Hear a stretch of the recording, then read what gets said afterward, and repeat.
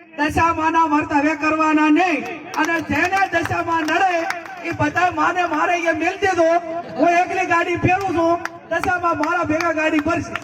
અને નડે તો મને નડે તમને કોઈ નડશે નહીં બરોબર ને પછી આ ભુવાનું ને એનું રહ્યું ને એ કંટ્રોલ મારું છે પણ મહેરબાની કરીને કોઈ ભુવામાં ફસાતા નહીં તમારું જે કર્મ છે એનું ઈ અગત્યનું છે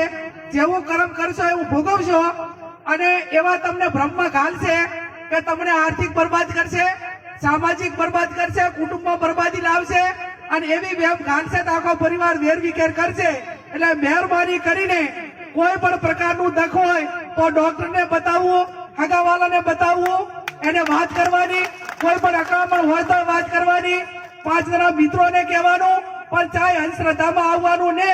અને ભોપા જો આખા દેહનું બધું મટાડી દેતા હોય તો હું કેશોદી આ સાહેબ બે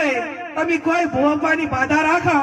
અને અમે તમારે અહીંયા કોઈ પણ કામ ના કરા અને ચૂંટણીમાં ફોર્મ ભરા દીધા તો એ ભોપો આશો